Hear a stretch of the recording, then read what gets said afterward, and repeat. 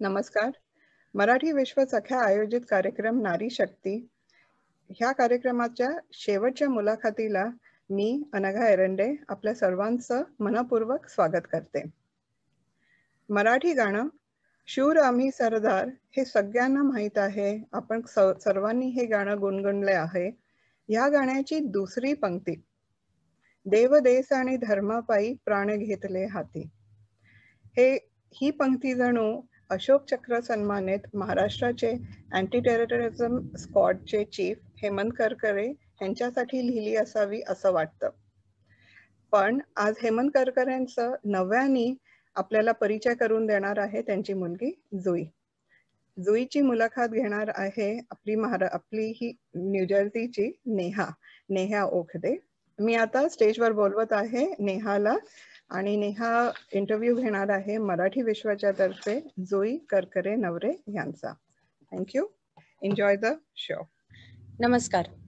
मराठी विश्व सख्या आणि मराठी विश्व न्यूजर्सी तर्फे आपल्या सर्वांचे हार्दिक स्वागत. सर्वप्रथम आपण सर्वांना दसऱ्याच्या खूप खूप शुभेच्छा.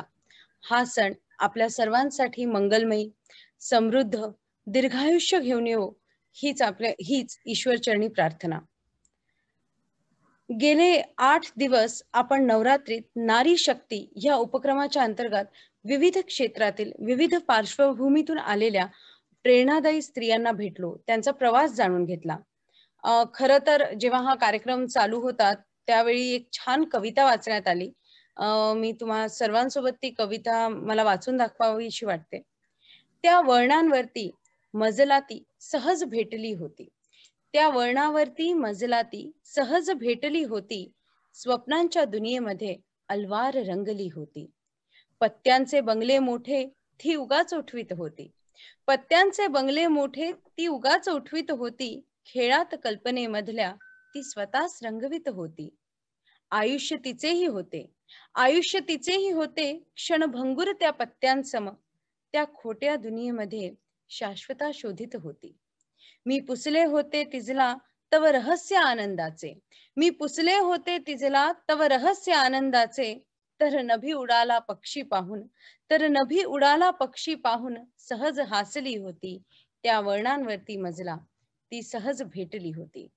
मराठी विश्व सख्या आणि मराठी विश्व न्यूजर्सी तर्फे पुन्हा एकदा स्त्री शक्तीला आमचा मानाचा मुजरा आणि आमचे त्रिवार वंदन.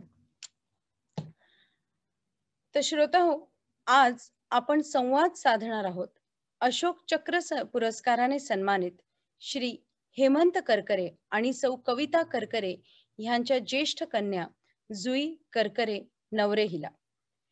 श्री हेमंत करकरे हे नाव ऐकलं की आठवते 26/11ची ती भयावह रात्र, आणि त्यासोबतच आठवतं एक निष्ठावान, शूर, पराक्रमी देशभक्त पोलीस ऑफिसर.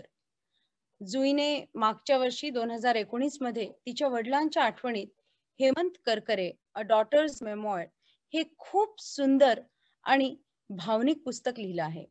जुई ही सध्या बॉस्टनला स्थायिक आहे आणि प्रोफेशन वाईज ती सॉफ्टवेअर इंजिनियर आहे.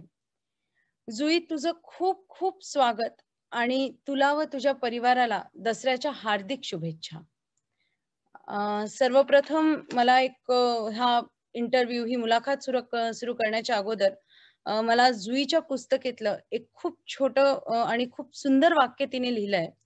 I want papa to be remembered not only for the way he died but also for the way he lived. आणि जुई, आजच्या ह्या कार्यक्रमामध्ये खरंच ह्या कार्यक्रमात ह्या पुस्तकेद्वारा तू वाचकांसमोर खाकी वर्दीत दडलेला एक पिता, एक नवरा, एक मित्र, साहित्य रसिक आणि कलाकार अशा बहुमुखी व्यक्तींची, तुझ्या बाबांची जी ओळख करून दिली आहे, त्यांचं आयुष्य आपण अजून जाणून घेणार आहोत. तर जुई, तुझं पुन्हा एकदा मी स्वागत करते. सर्वप्रथम मला पहिला प्रश्न जो तुला विचारावासा वाटतो की तू 2019 मध्ये हे पुस्तक लिहिलं, तर ही पुस्तक लिहिताना त्यामागे तुझी काय प्रेरणा होती, तुला काय इन्स्पिरेशन होतं, तुझं प्रेरणास्रोत काय आहे? सर्वप्रथम मी मराठी विश्व सख्यांचे आणि मराठी विश्वचे आभार मानते. त्यांनी मला ही संधी दिली आणि खासकर नेहा आणि अनघा त्यांनी खूप मेहनत घेतली आहे ह्या कार्यक्रमासाठी. तुम्हाला सगळ्यांना दसऱ्याच्या शुभेच्छा. ह्या पुस्तकाचं माझं प्रेरणा स्तोत्र म्हणजे माझे पप्पा होते, पण खरं तर मी हे पुस्तक पुरं करू शकले त्यांच्या प्रेरणेमुळे आणि माझ्या आईच्या प्रोत्साहनामुळे. आणि माझ्या कुटुंबियांचा सहकार नेहमीच माझ्या पाठीशी होता. माझे सासू सासरे, माझा नवरा, माझ्या 2 लहान मुली. मी खरं तर हे पुस्तक सुरू केलं जेव्हा पप्पा गेल्याची बातमी आली. काही दिवसानंतरच अनेक जर्नलिस्ट, अनेक पब्लिशिंग हाऊसेस ते भेटायला आले. त्यांची इच्छा होती पप्पांबद्दल पुस्तक काढण्याची. पण तेव्हा आम्ही आमच्या मॉर्निंग पिरियड मध्ये आम्हाला असं तेव्हा तो डिसिजन आम्ही घेतला नाही. ते पुस्तक काढण्याचा आम्ही निर्णय थोडा पुढे ढकलला आणि मी स्वतः सुरुवात केली काही आठवणी लिहायला आणि त्याच्यातून मी हळूहळू माझ्या दुःखातनं बाहेर येत होते. पण काही कारणास्तव तेव्हा ते लगेच पुस्तक पुरं होऊ नाही शकलं आणि मग बराच काळ उलटला. 2008 मध्ये नोव्हेंबर मध्ये पप्पा गेल्यानंतर 2013 मध्ये मी गरोदर असताना माझी आई बॉस्टनला आली माझ्या बाळंतपणासाठी आणि तेव्हा योगायोगाने रायटर्स लॉफ्ट म्हणून एक ऑर्गनायझेशन आहे बॉस्टन मध्ये, शेरबॉर्न मध्ये. तिथे माझ्या एका मैत्रिणीने मला तिच्या पुस्तक प्रकाशन सोहळ्यासाठी बोलवलेलं, नंदिनी वाजपेयीनी. आणि माझ्या आई, नवरा सोबत आणि माझ्या मोठ्या मुलीसोबत मी तिथे हजर राहिले. तर ते रायटर्स लॉफ्ट बघून, जो पुस्तक प्रकाशन सोहळा बघून माझी आई मला म्हणाली की जुई, माझी अशी इच्छा आहे की तूही इथे येऊन हळूहळू हे पुस्तक पुरं करावं. तर तेव्हा मला वाटलं की हे कसं शक्य आहे. मी आता नोव्हेंबर महिना आहे, पुढच्याच महिन्यात माझी मुलगी, धाकटी मुलगी होईल, मोठी मुलगी 3 वर्षाची आहे. हे कसं गणित जुळून येईल. तेव्हा माझी आई आली होती बाळंतपणासाठी. सगळं सुरळीत पार पडल्यानंतर ती गेली आणि नंतर 2014 मध्ये अचानकपणे अशी बातमी, मी बॉस्टन मध्येच होते, आम्हाला बातमी मिळाली की माझी आई सिरियस आहे. मग इंडियात तातडीने मी, माझा नवरा, माझ्या मुली आम्ही सगळे गेलो आणि असं लक्षात आलं की ती ब्रेन डेड आहे आणि तिचं तेव्हा मग त्याच्या पुढे म्हणजे ती इतक्या कोमामध्ये ती असल्यामुळे त्याच्या पुढे आम्हाला डॉक्टरांनी सांगितलं की ती त्याच्यातनं बाहेर येणं कठीण आहे, तिचं ब्रेन डेथ झाल्यामुळे. पण ती otherwise she is a healthy person. तर तुम्ही त्यांनी आम्हाला पूर्ण सिच्युएशन समजावून सांगितली आणि मग तिचं निधन झाल्यानंतर मग मी परत बॉस्टनला आल्यावर मी माझ्या मुलींना घेऊन स्ट्रोलर मध्ये फिरत होते त्यांना, आणि तेव्हा मी बघितलं की आजूबाजूला अनेक लहान मुलं स्ट्रोलर मध्ये बसली आहेत त्यांच्या आजी आजोबांबरोबर आणि आजी आजोबा त्यांना स्ट्रोलर मधनं फिरवत आहेत.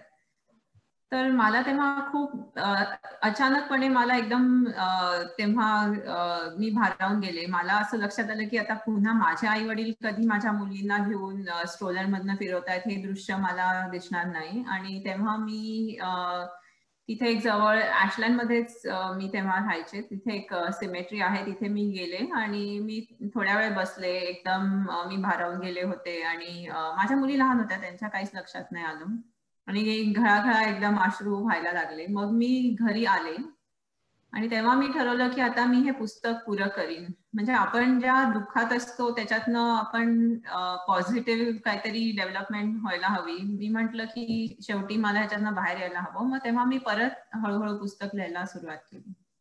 नाही, खरंच खूप सुंदर पुस्तक लिहिलं आहे आणि या पुस्तकातनं तू खूप म्हणजे वेगळ्या रूपाने तुझ्या बाबांची छवी मांडली आहे. कारण मी नक्कीच म्हणेन की जेव्हा मी पुस्तक वाचायला सुरुवात केली त्यावेळी माझ्या मनात एक वरिष्ठ पोलीस अधिकारी आणि त्यांच्या घराचं वातावरण, त्यांची एक खूप वेगळी प्रतिमा होती. पण जसं जसं ही पुस्तक मी वाचत गेले आणि सगळं तू जेवढं सुंदर त्यात मांडलंय ते जेव्हा मी पुस्तक वाचून झालं त्याच्यानंतरची माझी छवी अगदीच वेगळी होती. त्यामुळे मी नक्कीच म्हणेन की हे पुस्तक तुम्ही पण सगळेजण वाचा.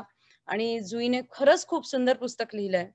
आणि शेवटी सुधीर मोघे म्हणतातच, क्षण जगून झालेले जुन्या पानात जपावे, डोळ्यातील पाण्यानेच नवे पान उलटावे. जुई, तुझे बाबा हे एक वरिष्ठ पोलीस अधिकारी, आई शिक्षिका होत्या. त्यामुळे पालक म्हणून त्यांचा तुझ्यावर झालेला प्रभाव कसा सांगशील? तुझ्या म्हणजे तू प्रत्येक एखादा डिसिजन घेते या विचार करताना तुला कधी असं जाणवतं की तुझ्या पालकांचा तुझ्यावर जो प्रभाव आहे तो तुझ्या लक्षात येतो? हो, नक्कीच.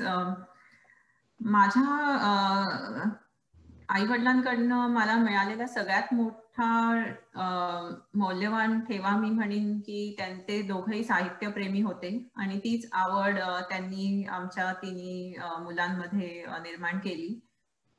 आणि दुसरी गोष्ट म्हणजे माझे पप्पा अत्यंत कडक होते आणि शिस्तप्रिय होते, पण त्यांनी कधीही कुठलाही निर्णय आमच्या तिन्ही मुलांवर लादला नाही.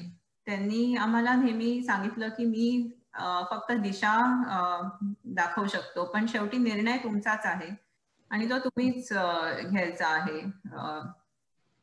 तर तेव्हा माझ्या आईला थोडी काळजी वाटायची की नाही, मुलांना आपण खरं त्यांना सांगायला हवं की काय करायला हवं, कसं पुढे जायला हवं. त्यांच्यावर सगळं सोपवणं म्हणजे ते लहान असल्यामुळे त्या चुका होणारच. पण पप्पा म्हणायचे की त्या चुकांमधनं तुम्ही शिकाल, तुम्हाला लक्षात येईल की तुम्ही काय कुठे चुकताय आणि तुम्ही तुमचा सुधार करून तुम्ही पुढे जाऊ शकता. तर मला ते खूप आवडलं. आता मला असं वाटतं की आपण आपल्या मुलांवर कुठलीही गोष्ट लादू नये. त्यांना ऑफकोर्स गाईड करावं, त्यांना भरपूर आपण एक्सपोजर द्यावं, पण कधीही असं मी त्यांच्यावर कुठलाही निर्णय लादू नाही शकणार. बरोबर आहे. आणि खूप म्हणजे प्रत्येक पालकांनी शिकावी ही एक अशी गोष्ट आहे की मुलांनी त्यांच्या स्वबळावर झेप घ्यावी. ह्या पुस्तक वाचताना जुई असं लक्षात आलं की तुला तुझ्या बाबांच्या कॉलेजच्या दिवसांची एक डायरी मिळाली आणि तू खूप सुंदर सुंदर त्या डायरी मधले काही वाक्य ह्या पुस्तकेत लिहिलेत. तर प्रेक्षकांना तुला आवडणारे एखादं वाक्य तू वाचून दाखवशील का? हो, नक्कीच. मी जेव्हा पप्पांच्या बद्दल हे पुस्तक लिहित होते तेव्हा मला त्यांच्या सगळ्या आठवणींचा साठा एका त्यांनी पेटीत सगळी त्यांचा पत्रव्यवहार, त्यांच्या डायरी सगळ्या जपून ठेवलेल्या. त्या 2 डायरीज त्या जेव्हा ते 20 आणि 21 वर्षाचे होते तेव्हा त्यांनी लिहिल्या होत्या. आणि मला आश्चर्य वाटलं की एवढ्या कमी वयात त्यांच्यामध्ये एवढी पुढे जाण्याची शक्ती किंवा मॅच्युरिटी होती. प्रत्येक दिवस ते आखून त्याच्यावर एक टू डू लिस्ट असायची, गोष्टी पुऱ्या झाल्या की ते चेक करायचे. म्हणजे तेव्हापासूनच ते इतके पद्धतशीर होते. कुठलाही दिवस फुकट घालवता कामा नये त्याच्यासाठी ते अत्यंत जागरूक होते. पण सगळ्यात आवडीचं वाक्य मला हे वाटतं की त्यांनी लिहिलेलं की one should sick your happiness within your self, should not be dependent on others for your happiness. If you depend on others you will get disappointed. आणि ते मराठी माध्यमातून शिकले, पण त्यांनी डायरी इंग्लिशमध्ये लिहिली कारण त्यांना त्यांचं इंग्लिश सुधारायचं होतं. तर त्यांनी अनेक पुस्तकं वाचली इंग्लिशमध्ये आणि मग त्यांचं विश्लेषण लिहिलं. तर प्रत्येक वेळेस ते विचार करायचे की मी काय शिकू शकतो. तर हे मला खूप आवडलं त्या डायरीज मधनं आणि मग त्याच्यातलं भरपूर वाचकांना मिळेल त्या पुस्तकाच्या माध्यमातून. आणि जुईने भरपूर असे सुंदर वाक्य लिहिलेले आणि त्या सगळ्या वाक्यांमध्ये त्यांची दूरदृष्टी देखील आपल्याला दिसते. खरं तर ते mechanical engineer, post graduate diploma in industrial engineering त्यांनी केलेलं आहे. ते एका खाजगी कंपनीत चांगल्या पदावर होते, पण देशासाठी काहीतरी करायचं म्हणून त्यांनी पोलीस जॉईन केलं. आणि खरंच आपण आपली दूरदृष्टी कशी असावी वयाच्या 21व्या वर्षी हे विचार करण्याची क्षमता असणं हे देखील खूप मोठी गोष्ट वाटते. आणि आता हा आजचा कार्यक्रम आपण दसऱ्याचं औचित्य साधून करतोय. तर आपल्या सर्वांसाठीच दसरा, दिवाळी, गणपती हे सण खूप अगदी आपल्या जवळचे सण आपण म्हणू शकतो आणि त्या सणांची आठवण जरी केली तर खूप एक वेगळा नॉस्टॅल्जिया होतो. तर तुझ्या आठवणीतली दिवाळी जुई आमच्यासोबत तू असा तुझ्या दिवाळीची अशी आठवण म्हणून सांगशील का प्रेक्षकांना? मी साधारण 10 वर्षाची असेन आणि पप्पांची बदली नुकतीच चंद्रपूरला झाली होती. तिथे तो नक्षलवादी एरिया असल्यामुळे तिथे सेक्युरिटी खूप असायची. सुप्रिटेंडंट ऑफ पोलीसचा बंगला म्हणजे आयसोलेटेड आणि सगळीकडे चारी दिशेला गार्ड्स, रायफल गार्ड्स आणि डोबरमॅन, वॉचडॉग. तर मला कोणी असं खेळायला बरोबरीचं नसल्यामुळे मी तेव्हा दिवाळीच्या दिवशी पप्पांना म्हटलं की फटाके फोडायला सुद्धा माझ्या बरोबरीचे कोणी मित्रमैत्रिणी नाहीयेत आणि सायली, आकाश तर खूप लहान आहेत. तर ते म्हणाले की चल माझ्या बरोबर आपण जाऊन फटाके, तुला मी खूप मित्रमैत्रिणी मला माहिती आहेत, आपण त्यांच्या बरोबर फटाके फोडू. तर मी खुश झाले. मी सगळे माझे फटाके घेऊन त्यांच्या बरोबर गाडीत बसले आणि एका मोठ्या बिल्डिंग समोर आम्ही थांबलो. मोठं कंपाऊंड होतं, भरपूर लहान मुलं होती तिथे आणि मी त्यांना बघूनच मी हात करायला लागले आणि ती मुलं पण आली समोर. मग पप्पा म्हणाले की तू सगळ्यांना तुझे फटाके सगळ्यांना तू वाट. तर तेव्हा मला इतकंसं आवडलं नाही, पण त्यांनी सांगितल्यामुळे मी सगळ्या मुलांना फटाके वाटले आणि मला पण काहीतरी 3-4 फुलझड्या माझ्यासाठी ठेवल्या आणि मग सगळ्यांनी आम्ही एकत्र फटाके फोडले. तर मला खूप आवडलं त्या मुलांबरोबर फटाके फोडायला. आणि मग पण मी लहान असल्यामुळे मी पप्पांना म्हटलं की आता माझे सगळे फटाके संपले. तर ते म्हणाले की जुई पण त्या मुलांना किती आनंद झाला की त्यांच्या बरोबर आपण गेलो, फटाके फोडले. त्यांच्याकडे तू बघितलंच असशील काही फटाके नव्हते. तर तेव्हा मला थोडासा त्यांचा रागही आला की मी माझे फटाके कशाला इतरांना देऊ. पण आता म्हणजे नंतर बऱ्याच वर्षांनी मला कळलं की ते मला शिकवत होते की आपल्याला जो आनंद म्हणजे कुठली गोष्टीचा उपभोग करून मिळतो, त्याच्याहून जास्त आनंद आपण जेव्हा आपल्याहून जे कमी फॉर्च्युनेट असतात त्यांना जर आपण मदत केली किंवा त्यांच्या बरोबर आपण आपला आनंद वाटला तर आपण ती आठवण आपल्याला बरेच वर्ष, आपल्या आयुष्यभर ती आपल्या बरोबर राहते. नक्कीच. आणि आनंद वाटला की तो द्विगुणित होतो असं नक्कीच आपण म्हणू शकतो. पण आता तू चंद्रपूरच्या दिवाळीची आठवण केली आहे, तर तुम्ही मुंबईवरनं चंद्रपूरला गेला, तर त्यावेळी तो काळ कसा होता? तू चंद्रपूरला जेव्हा राहिली, तर तुला काही फरक जाणवला? त्या दिवसांची काही आठवण आहे? हो, चंद्रपूरला गेल्यावर तिथलं वातावरण पूर्णपणे मुंबईच्या वातावरणापेक्षा वेगळं होतं. म्हणजे मी शाळेत जाताना सुद्धा एक बॉडीगार्ड नेहमी बरोबर असायचा माझ्या बरोबर आणि माझ्या बहिणी बरोबर. आणि मला तेव्हा लक्षात नाही यायचं. मला असं वाटायचं इतर मुलं बसमधनं जात आहेत, मलाही आवडेल बसमधनं जायला. ह्या ड्रायव्हर आणि बॉडीगार्ड पेक्षा मला माझ्या मैत्रिणींचा सहवास म्हणजे मजा येईल इतर मैत्रिणींबरोबर बसनी जायला. पण मी रिसेस मध्ये पण जेव्हा डबा खायला खाली यायचे कंपाऊंड मध्ये, तेव्हा ते बॉडीगार्ड बाजूला बसले असायचे. तर मी शेवटी त्यांना म्हंटल की काका तुम्ही सारखे माझ्या बरोबर का असतात? तुम्ही थोडं, मी माझ्या मैत्रिणींची गप्पा मारते, तुम्ही इथे नेहमी का असतात? तर ते मला नाही, ही माझी ड्युटी आहे. मी म्हटलं तर थोडं लांबून म्हणजे तुमच्या सोबत राहीन, पण मी राहणार. तर आता माझ्या लक्षात येते की हे किती म्हणजे असे वेगळे अनुभव होते. आणि तेव्हा आपण अल्लड असतो, लहानपणी लक्षात येत नाही. पण आता कळतं की पप्पांच्या जीवाला किती धोका होता, म्हणजे त्यांच्या पूर्ण फॅमिलीलाच धोका होता. माझ्या आईला पप्पा गेल्यानंतर माझ्या काकांनी मला सांगितलं की पप्पांना पत्र यायची, म्हणजे मम्मीला घरी पत्र यायची की कुंकू पुसून ठेवा.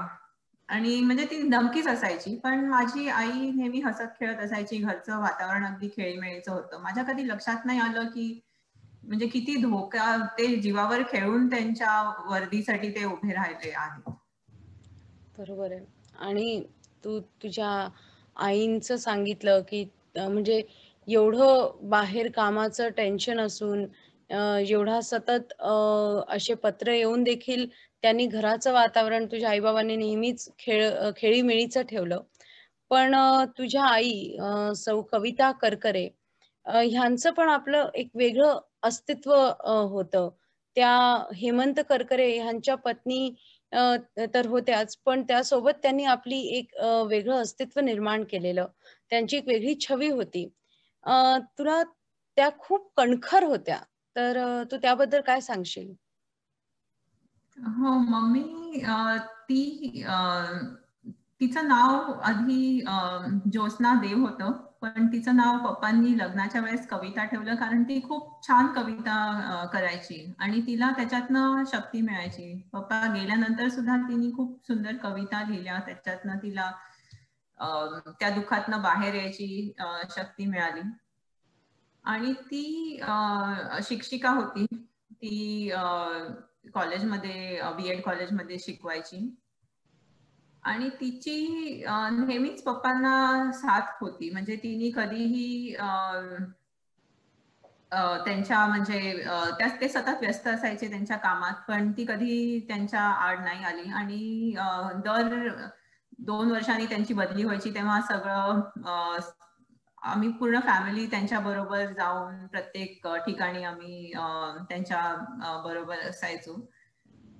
तर आपण नेहमी आईला गृहीतच धरतो, पण आता मी स्वतः आई झाल्यावर माझ्या लक्षात येतं की तिने म्हणजे एकटीने दिवस काढले आणि तिलाही ते बरंच कठीण गेलं, पण तिने कधीच त्यांची साथ सोडली नाही. आणि ते गेल्यानंतर सुद्धा ती फक्त कुटुंब प्रमुख म्हणून नाही, पण म्हणजे खाजगी आयुष्यात नाही, ती पोलिसांच्या साठी सुद्धा एक प्रमुख म्हणून उभी राहिली. कारण माझे पप्पा ATS प्रमुख होते. ते गेल्यानंतर त्यांना ज्या काही फॅसिलिटीज किंवा त्यांचं पेन्शन म्हणा, जे माझ्या आईला त्यांच्या नंतर मिळायला हवं, हा सगळा जो व्यवहार होता, ती म्हणाली की मी कुठल्याही कागदावर सही करणार नाही जोपर्यंत इतर जे कर्मचारी आहेत ज्यांनी आपला जीव गमावला या 26/11 मध्ये, तुकाराम ओंबाळे, त्यांच्या मिसेस, ती म्हणाली जोपर्यंत त्यांना आधी या सगळ्या सवलती मिळत नाहीत तोपर्यंत मी कुठल्याही कागदावर सही करणार नाही. म्हणजे ती अतिशय एक मोठी बहीण म्हणूनच ती त्यांच्यासाठी उभी राहिली. वा, खूप सुंदर असं उदाहरण तू सांगितलंय. आणि सध्या आपण सतत women empowerment, women supporting women अशा सगळ्या चळवळींचे साक्षीदार आहोत. आणि ह्याच्याहून सुंदर उदाहरण काय असू शकतं विमेन सपोर्टिंग विमेन या ट्रू विमेन एम्पॉवरमेंटचं. आणि जसे तुझे आई बाबा ह्यांनी नेहमीच समाजसेवेला प्राधान्य दिलं, तर मला असं पुस्तक वाचून कळलं की तुम्ही भावंडांनी देखील तो वारसा जपत एका खूप कठीण परिस्थितीत, जेव्हा तुझ्या आई वारल्या त्यावेळी तुम्ही सर्व भावंडांनी मिळून ऑर्गन डोनेशन करण्याचं ठरवलं. हा निर्णय त्यावेळी खूप कठीण होता, पण तो महत्वाचा निर्णय तुम्ही घेतला. हो, तेव्हा आम्हालाही माहिती नव्हतं की असं कसं होऊ शकतं. म्हणजे माझी I she was very healthy, म्हणजे असं काही तिला होईल असं आम्हाला स्वप्नात सुद्धा आलं नव्हतं. पण म्हणून मी, सायली आणि आकाश आम्ही त्या डॉक्टरांशी बोलत होतो, कारण आई कोमामध्ये होती. आम्हाला कळत होतं की तिचं ब्रीदिंग चालू आहे, पण ती डोळे उघडू नाही शकत. आणि म्हणजे नक्की काय झालंय, तर ते डॉक्टर म्हणाले की म्हणजे तुमचं जे ब्रेन आहे ते कमांड सेंटर आहे. जर ब्रेनच नसलं तर मग तुम्ही म्हणजे त्यांनी अगदी स्पष्टपणे आम्हाला कल्पना यायला हवी म्हणून सांगितलं की तुम्ही एका पपेटचा विचार करा. काही त्याच्यात काही ताकद नसते हालचाल करायची, कोणी हालचाल केली तर होईल. तर ते म्हणाले आता असं झालंय की कमांड सेंटर नसल्यामुळे ती कसं काय म्हणजे स्वतःच ते काही ती हालचाल नाही करू शकत. व्हेंटिलेटरमुळे सगळं तिचं आता ब्रीदिंग वगैरे आहे. पण ते म्हणाले she is eligible for organ donation. तर आम्ही त्यांना खूप विचारलं की ती ह्याच्यातनं बाहेर येऊ शकते का, तर ते म्हणाले की नाही, कारण आता ज्या पद्धतीने म्हणजे शी हॅड अ ब्रेन अॅन्युरिझम, ते बर्स्ट झाल्यामुळे पूर्ण ब्रेन डॅमेज झालंय.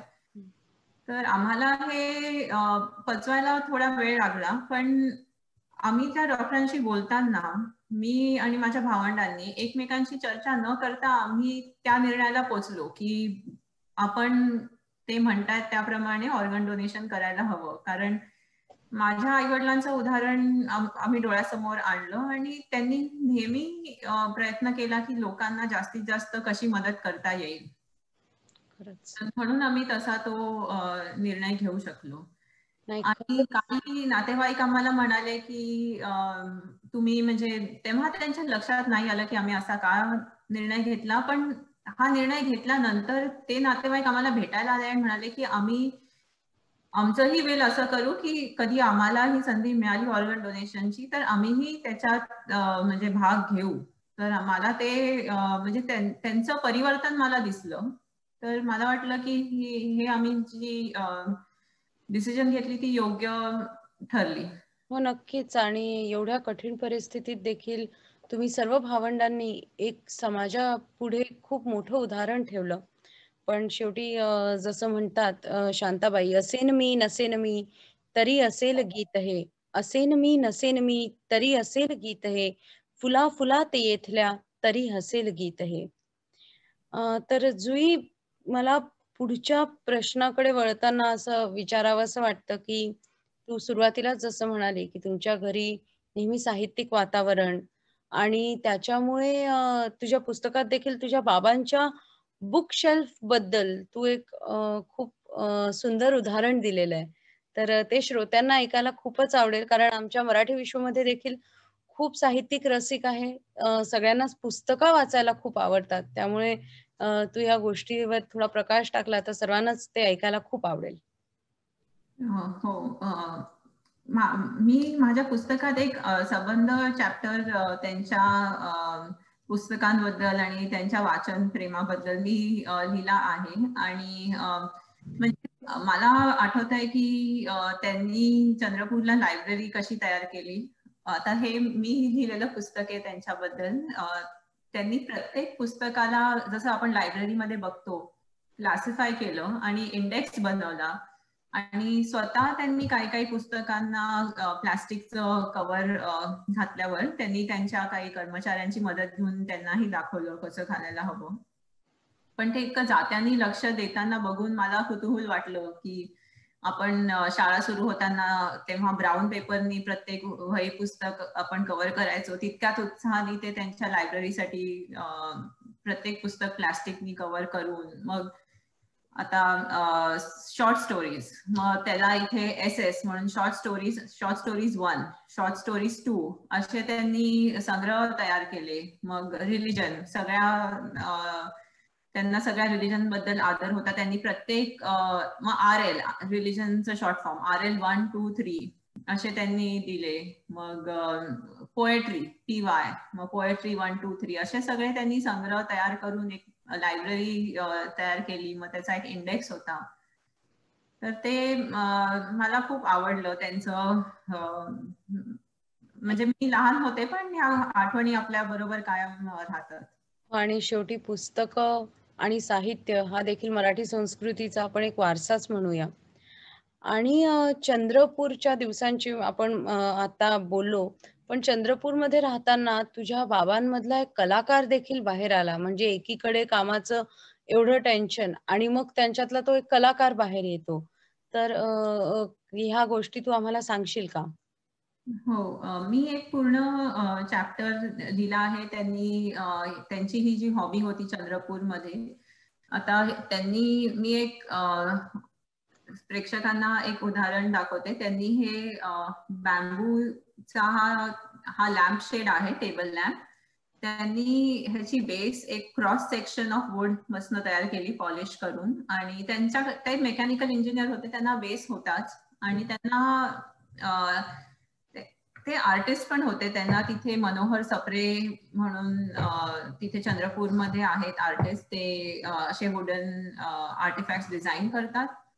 तर पप्पा त्यांच्या संपर्कात आले आणि पप्पांना नक्षलवाद्यांच्या वर पाळत ठेवण्यासाठी अनेक दिवस रात्र चंद्रपूरच्या जंगलात राहावं लागायचं. आणि तिथे त्या लाल मातीमुळे त्या तिकडच्या लाकडाला एक विशिष्ट शेप असायचा. तर त्यांचा रूल होता की कुठल्याही लाकडाचा आपण शेप बदलायचा नाही. तो जो शेप जसाच्या तसा घेऊन त्याच्यातनं काय बनवता येईल. तर त्यांनी पेन स्टँड, मग काही ऍबस्ट्रॅक्ट फॉर्म्स, अशा बऱ्याच गोष्टी, आणि त्या सगळ्या गोष्टींचे काही काही खास गोष्टींचे जे फोटोज आहेत ते मी पुस्तकात दिले आहेत. तर मला नक्कीच वाटतंय की वाचकांना कुतूहल असेल ते वाचण्यासाठी आणि त्याच्याबद्दल चर्चा करण्यासाठी. नक्कीच. आणि पुस्तकात तू तुझ्या आई शिक्षिका होत्या, त्यामुळे त्यांच्या स्टुडंट्सनी त्यांच्यावर एक खूप सुंदर कविता लिहिलेली आहे. तर ती तू थोडीशी जर आमच्या प्रेक्षकांना वाचून दाखवली तर आम्हाला सर्वांना खूप आवडेल. हो, ती कविता माझ्या आईने लिहिली होती पप्पांसाठी. अच्छा. आणि ती शिक्षिका असल्यामुळे काही काही गोष्टी तिच्या स्टुडंट्स, तो त्यांचा ठेवा होता. ती कविता त्यांच्याकडे होती आणि मला आणि माझ्या भावंडांना कल्पना नव्हती मम्मीने अशी कविता लिहिली आहे आणि तिच्या स्टुडंट्स पाशी आहे. तर मम्मी गेल्यानंतर आम्ही तिघं जवळजवळ रात्रीचे 10 वाजले असतील, जेवणं उरकलेली, आम्ही तिघही बसलेलो. मम्मी जाऊन काही दिवसच झाले होते आणि लोक येत होती आम्हाला भेटायला, सांत्वन करायला. पण तेव्हा रात्रीचे 10 वाजलेले, आम्हाला वाटलं नाही आता कोणी येईल, पण बेल वाजली आणि काही मम्मीचे स्टुडंट्स आले होते आणि त्यांनी नुसती ती कविता हातात ठेवली माझ्या आणि ते लगेच निघाले, निरोप घेतला आमचा आणि निघाले. तर मी ती कविता, त्याच्यावर असं एक वाक्य लिहिलेलं, अशीच एक कविता एका कवितेसाठी समर्पण, तिनेच लिहिलेली कविता एका कवितेसाठी समर्पण. आणि ती कविता अशी होती: एक तारा निखळला आणि निखळताना अधिकच शुभ्र झाला. आपल्याच सुखाची राख रांगोळी झाल्यावर कोणी कोणाच्या दारी सुंदर रांगोळी काढून जातं. असं स्वप्नात सोड, वास्तव्यात कधी होतं? उगवणारा सूर्य संजीवन, पण मावळणारा सूर्य कधी आपला प्रकाशच देऊन जातो तहानलेल्या गात्रांना. आणि ती अत्यंत मार्मिक कविता होती आणि मला ती वाचून थोडा आधार मिळाला की तिने तिच्या दुःखातनं बाहेर यायला ही कविता लिहिलेली, पण ह्या कवितेतनं मी त्या दोघांनाही आठवू शकते. हो, खूप खूप सुंदर कविता, खूप मार्मिक कविता आहे ही. आणि खरं तर ह्या पुस्तकेमध्ये जेव्हा तुम्ही पुस्तक वाचाल तेव्हा तुम्हाला असं जाणवेल की जुई सोबतच तिचे आप्तेष्ट मुंबई वरिष्ठ पोलीस अधिकारी ह्यांनी देखील तिच्या बाबांबद्दल, तिच्या आईबद्दल खूप सुंदर त्यांचे अभिप्राय मांडले आहेत. पण मला इथे एक नाव नमूद करावंसं वाटतं, ते म्हणजे राजू पाटील ह्यांचं. राजू पाटील हे जेव्हा हेमंत करकरे हे व्हिएनाला पोस्टेड होते त्यावेळी त्यांच्यासोबत कुक म्हणून त्यांचे गेले होते. खरं तर मला असं त्यांची जी त्यांनी खूप भरभरून, खूप आपुलकीने त्यांच्या आठवणी लिहिल्या आहे आणि मला असं कुठेतरी जाणवलं की आपल्या घरात काम करणारी व्यक्ती जेव्हा एवढ्या आपुलकीने आपल्या बाबत बोलते, तेव्हा ती खरं तर त्या माणसात लपलेल्या प्रेमळ व्यक्तीची, त्याच्या परिवाराकडून मिळालेल्या मान सन्मानाची पावती देऊन जाते. तर तू त्यांच्याबद्दल काय सांगशील जुई? हो, राजू म्हणजे आमच्या घरातला सदस्यच होता. पप्पांची जेव्हा व्हिएनाला पोस्टिंग झाली, ते रॉ साठी, सेंट्रल गव्हर्नमेंट साठी काम करत होते, तेव्हा ते डिप्लोमॅट म्हणून कार्यरत होते. त्यांची posting ministry of external affairs counsellor officer म्हणून झाली. पण म्हणजे ते गुप्तहेर खात्यातनं तिथे काम करत होते. तर ते त्यांना तिथे अनेक लोकांची भेटीगाठी घडवून, म्हणजे ऍज अ डिप्लोमसी, आणि त्याच्यातनं त्यांना बऱ्याच म्हणजे त्यांच्या कामाचं काय नेचर स्वरूप होतं ते आम्हालाही माहित नाही, म्हणजे ते कोणालाही सांगू शकत नव्हते. पण त्यांना तिथे बरेच लोक यायचे जायचे घरी, आणि त्यांना अत्यंत असा एक विश्वासू माणूस घरी हवा होता, जो त्यांच्यासाठी म्हणजे जे आला गेला आहे त्यांच्यासाठी चहा पाणी वगैरे सगळं करू शकेल. तर हा राजू म्हणजे त्यांनी त्याला अगदी मुलासारखंच त्यांनी त्याला सांभाळलं. तो पण लहान होता, 19-20 वर्षाचा मुलगा, आणि तो अजूनही दर दिवाळीला तो मला फोन करतो, भाऊबीजेच्या दिवशी, रक्षाबंधनाच्या दिवशी फोन करतो. म्हणजे असा एकही सण गेला नाही की त्याच्यात मला राजूचा फोन आला नाही. आणि मला अजूनही कौतुक वाटतं की तो इतक्या आपुलकीने आणि प्रेमाने मला फोन करतो. तर कधी कुठल्या सणाच्या दिवशी राजूचा फोन नाही आला तर देवदत्त म्हणतो की अजून राजूचा कसा फोन नाही आला, तू त्याला फोन करून बघ. तर तो अगदी इतके वर्ष झाल्यानंतर सुद्धा तो अगदी घरातल्या सदस्यासारखा आहे. आणि ते मम्मी पप्पांनी त्याला जितकं प्रेम दिलं त्याच्यामुळे तो म्हणजे एका नवीन देशात आपल्या बरोबर एक लहान मुलगा आला आहे सगळं त्याचं मागे ठेवून, तर त्यांनी त्याला जितका आधार दिला त्याच्यामुळे तो त्यांना कधीच विसरू नाही शकणार.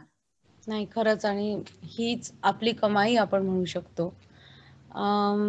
जुई, मला तुला एक प्रश्न असा विचारावासा वाटतो की जे झालं ते खरंच खूप वाईट झालं. आणि कसं असतं, आई बाबा ह्यांची कमी कोणीच पुरी नाही करू शकत.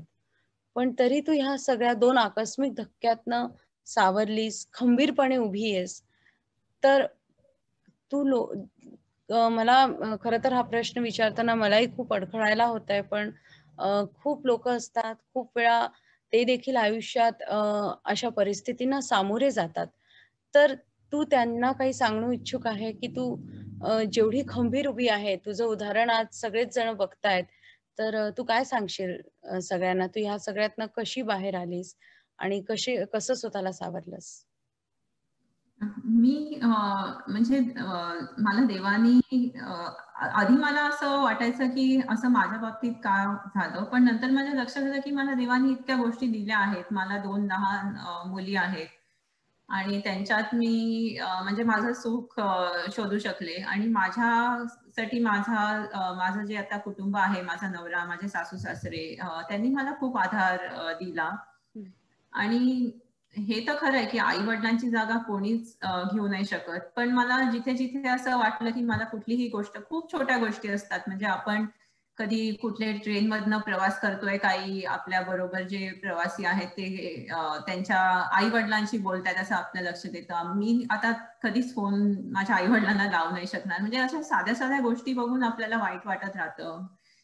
परवाच मी एक खूप छान सनसेट बघितला, तर मला वाटलं की माझ्या आई वडिलांना किती छान वाटलं असतं. म्हणजे आता बॉस्टन मध्ये फॉल सीझन सुरू झालाय, ह्या अशा ह्याच्यात एखादा छान सनसेट बघायला.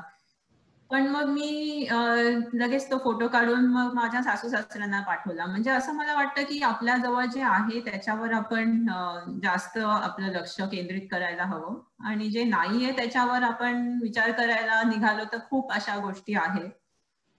पण सुदैवाने मी असं म्हणेन की त्यांच्या आठवणीतनं मला शक्ती मिळत गेली. खूप कठीण होता तो काळ, पण म्हणजे मला त्याच्यातनं अजूनही काही काही, म्हणजे मी परवाच मला अनघानी सुद्धा तिच्या मुलाखतीबद्दल पाठवलं. तर अशा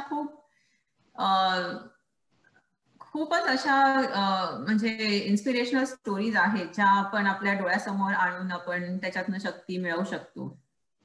ते शेवटी आपल्याच हातात आहे. पण मी माझ्या सासू सासऱ्यांचे नक्कीच आभार मानीन की त्यांनी मला खूप सावरलं आणि खूप सपोर्ट दिला. आणि माझ्या नवऱ्याने तो एक माझा भक्कम आधार होता नेहमीच माझ्या बरोबर उभा राहायला. आणि माझ्या मुलींच्या कॉपरेशनमुळे मी हे पुस्तक लिहू शकले.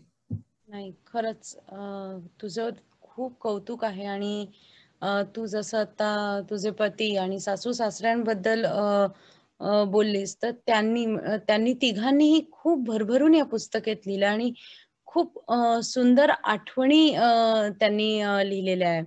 तर त्याबद्दल तुला काय सांगावंसं वाटतं?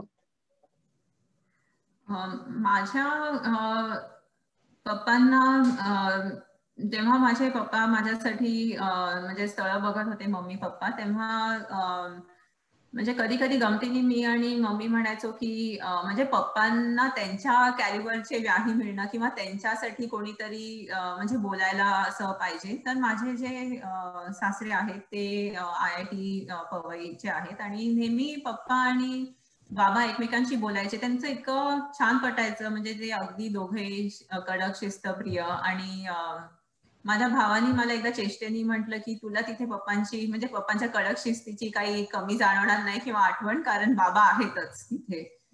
तर ते दोघंही म्हणजे असं वाटायचं की दोघंही व्याही इतके छान कसे एकमेकांशी राहू शकतात. आणि माझ्या आईसाठी पण म्हणजे माझ्या सासूबाई म्हणजे ते कधी मोठी बहीणच, म्हणजे माझी आई त्यांना शिल्पाताई म्हणायची. म्हणजे इतका छोटा काळ होता की ते एकत्र होते एकमेकांबरोबर, पण त्या काळात ते इतक्या जवळ आले एकमेकांच्या. तर मला असं वाटतं की असं का व्हावं. म्हणजे आपण खूप वेळा ऐकतो की कधी व्याहांचं एकमेकांची पटत नाही किंवा काही मिसमॅच असतात, पण ते इतके एकजीव झाले होते. पण इतका तो शॉर्ट पिरियड होता, म्हणून त्यांनी त्यांच्या ज्या आठवणी आहेत त्यांनी आवर्जून लिहून काढल्या ह्या पुस्तकासाठी. हो, आणि पुस्तक प्रकाशन सोहळ्यात देखील तुला तुझ्या सासू सासऱ्यांचा खूप भक्कम आधार होता, तू मागे नमूद केलेलं.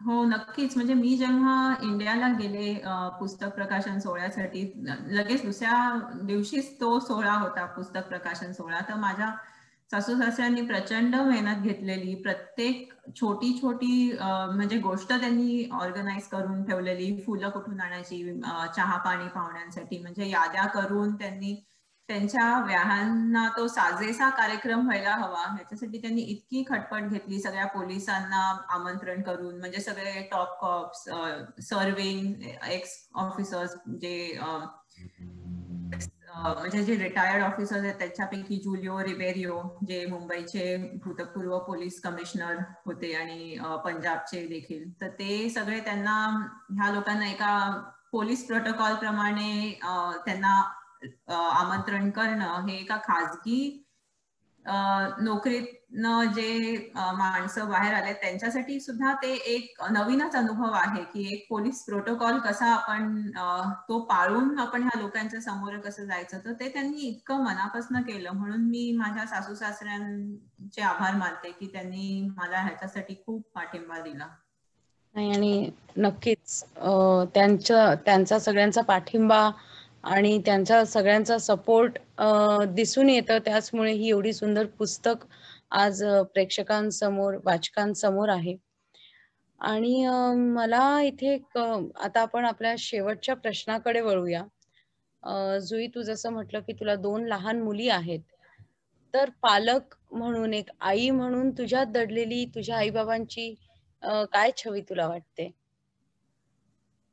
माझ्या आई वडिलांचा माझ्या साठी सगळ्यात मौल्यवान ठेवा म्हणजे त्यांची जी आपल्या मराठी संस्कृतीबद्दलची जी आस्था आणि आपल्या मराठी साहित्यासाठी जे प्रेम आहे, ते मला वाटतं की आपल्या संस्कृतीबद्दल आस्था माझ्या मुलींमध्ये मी निर्माण करायला हवी. म्हणजेच तो मी ठेवा पुढच्या जनरेशन पर्यंत पोहोचवू शकेन यशस्वीरित्या.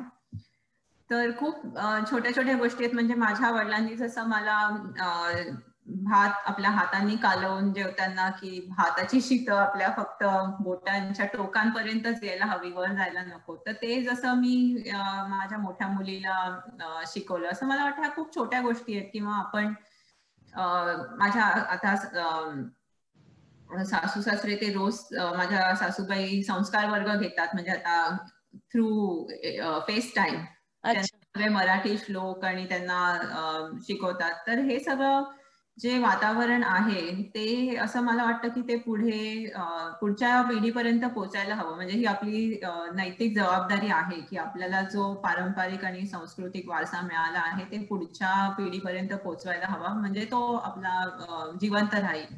हो, नक्कीच. आणि आपण सर्वांनीच असे प्रयत्न केले तर नक्कीच पुढची पिढी देखील आपला हा मराठी संस्कृतीचा, हा साहित्याचा वारसा जपेल. तर जुई, तू ह्या पुस्तकेमध्ये, खरं तर मी म्हटलं होतं ही शेवटचा प्रश्न आहे, पण मला एक अजून तुला प्रश्न विचारावासा वाटतो की या पुस्तकेत तू स्वतः एक खूप सुंदर कविता लिहिलेली आहे आणि त्या कवितेचं तुला उत्तर देखील तुझ्या काका काकूंकडनं मिळालेलं आहे. तर त्या दोन्ही कवितांच्या छोट्या छोट्या छटा जर तू प्रेक्षकांसमोर प्रस्तुत केल्या तर आम्हाला सर्वांना ऐकायला फार आवडेल. हो, ही कविता शेवटचं चॅप्टर म्हणजे ही कविता आहे आणि त्या कवितेचं नाव आहे पप्पा can you come back. Dear Papa, can you please come back? There is nothing in life that I lack except you. Life without you will never be the same. When I take a walk down the memory lane, can you come to visit your granddaughter and hear her laugh with delight, hold her high up in the air and see her mischievous eyes looking down at you? आणि अशीच मी ती कविता लिहिली की कधी आणि कुठल्या वेळेस मला त्यांची आठवण येते. ही मम्मी असताना मी कविता लिहिलेली आणि तेव्हा माझ्या काकांनी त्याचं मला एक छान उत्तर दिलं, काका काकींनी. Oh darling daughter of mine, have I deserted you ever in time? When I am with you always, in your heart, thoughts and ideas, why say I am apart from you in any way? Rightly you say that in life you lack nothing. It's so true that being yourself in itself is a special thing. I see my granddaughter and hear her joyous cry. Oh Zui, be sure I exist and just hover nearby. तर अशी त्यांनी एक मोठी कविता उत्तर म्हणून लिहिली आहे आणि हे पुस्तक तुम्हाला Amazonवर अवेलेबल आहे. हे सध्या इंग्लिशमध्ये आहे पण मी अनेक प्रकाशकांच्या संपर्कात आहे. माझी इच्छा आहे मराठी भाषांतर करून हे मराठी वाचकांच्या समोर पुढे यावं. आणि ह्या पुस्तकाचे जे काही प्रोसिड्स आहेत ते आतापर्यंत मी Dhawale memorial trust, COVID-19 prevention activity homoeopathic trust आहे, मी त्यांच्या जवळ मी जमा केले आहेत ह्या पुस्तकाचे प्रोसिड्स. आणि ह्याच्या पुढेही जे काही प्रोसिड्स येतील माझी इच्छा आहे की मी त्या ट्रस्ट सगळी निधी त्यांच्या जवळ जमा करीन. म्हणून माझी अशी इच्छा आहे की ह्या पुस्तकातनं लोकांना जर प्रेरणा मिळाली तर माझं हे पुस्तक म्हणजे मी समजेन की माझी ही पुस्तक लिहिण्याची जी मेहनत आहे ती सार्थकी, म्हणजे ती हे पुस्तक लिहिण्यामागची भूमिका सार्थकी पोहोचेल. म्हणून मी सगळ्यांना विनंती करीन की तुम्ही हे पुस्तक नक्की घ्या आणि वाचल्यावर तुमचा अभिप्राय Amazon.com वर तुमचा रिव्ह्यू लिहिला तर मला अजून उत्साह निर्माण होईल की कारण मी एक लेखक म्हणून पहिल्यांदाच ह्या पुस्तकाच्या मुळे मी ही भूमिका लेखिका म्हणून मी ह्या भूमिकेत पहिल्यांदाच शिरले ह्या पुस्तकाच्या मुळे. कारण as a profession me software developer आहे. तर म्हणून मी तुमच्या सगळ्या एन्करेजमेंटसाठी खूप आभारी आहे. खरंच खूप खूप सुंदर पुस्तक लिहिलं आहेस आणि नक्कीच हे पुस्तक तुझ्याकडून, तुझ्या सर्व कुटुंबियांकडून तुझ्या आईबाबांसाठी एक मानवंदना आहे. आणि आता तू आपला वेळ काढलास आणि आमच्याशी संवाद साधला त्याबद्दल परत मी एकदा मराठी विश्व न्यू जर्सी आणि मराठी विश्व सख्या यांच्यातर्फे तुझा आभार मानते आणि मी अनघाला व्होट ऑफ थँक्स साठी आमंत्रित करते. अनघा. जुई आणि नेहा, तुमच्या दोघांचे किती आभार मानू मला कळत नाहीये. जुई, तू खूप पेशंटली आमच्याशी दर आठवड्याला बोलत होतीस आणि स्वरूप काय आहे प्रोग्रामचा, कसं करायचं, आम्हाला ही इन्फॉर्मेशन ही दिली. खूप आभार. मराठी विश्व सख्यासाठी तू हा प्रोग्राम आमच्यासाठी केला. मला जाणवते how hard it is for you to talk about this. Like मी ऐकून, नेहाचं सगळं ऐकून मला रडू येत होतं इकडे. So I understand how difficult it must have been for you. But I just want to say thank you very much. Your mother was very brave. माझे वडील आर्मी मध्ये होते. 13 Jammu and Kashmir light infantry, retired lieutenant colonel. पण मला माहिती आहे ते आयुष्य कसं असतं. यु नो, माणूस एकदा बाहेर गेला तुम्हाला माहित नसतं घरी येणार नाही येणार.